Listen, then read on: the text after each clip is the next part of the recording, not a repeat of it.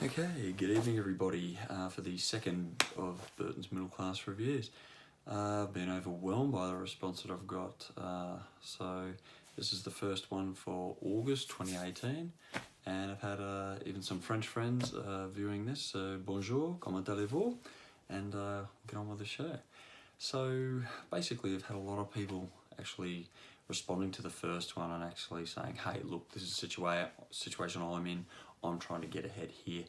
I'm trying to save money, I'm trying to get a deposit for a house, a number of different topics. So I'm actually going to do my first review. I said I'd do product reviews, and first review I'm doing is regarding electricity and your retailer that you use in Australia, because look, we can't get away from paying our taxes, and there are some expenses we all have.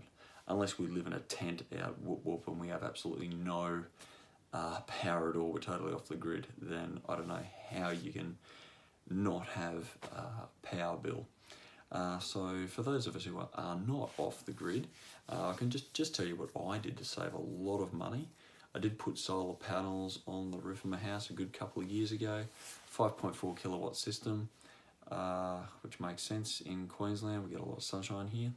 But I was with a company called AGL, and you'll probably know them from their constant advertising on TV. I can tell you something about AGL. I did change from them because I think I just got sick of their high prices. I had one bill after putting solar on for December, January and February, about a year and a half ago, $480, and that's with a 5.4 kilowatt solar system pumping less energy into the grid. So I went, okay, this is ridiculous. I ended up changing to Alinta. I even offered to AGL at the time. I said, look, I'm changing to another company. You know, do you want to match these prices or better them? No, they wouldn't do that. So anyway, a year after that $480 bill, I had a $184 bill with Alinta. And the next quarter after that, quarter of a year bill was only 160. So it was no fluke, and I actually looked into AGL, how they operate as a company, just very, very recently in the last couple of days. I heard that they had increased their profit by 194%, and they actually get $223 million in subsidies for the last year from you, the taxpayer.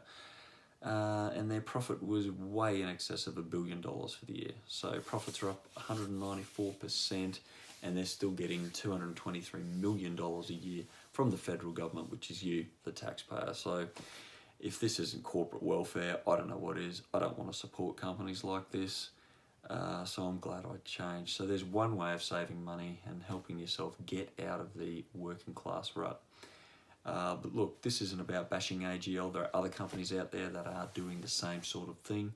Energy Australia, look, in the last year they've lost 60,000 customers. They've lost 60,000 customers, however their profits are up massively.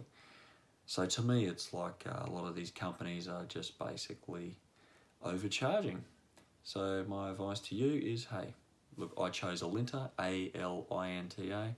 But I'm sure there are others out there. Compare them. Do yourself a favour, get out there and start shopping, because nobody's going to give you a discount unless you look for it yourself. Anyway, all the best everyone. Stay awesome.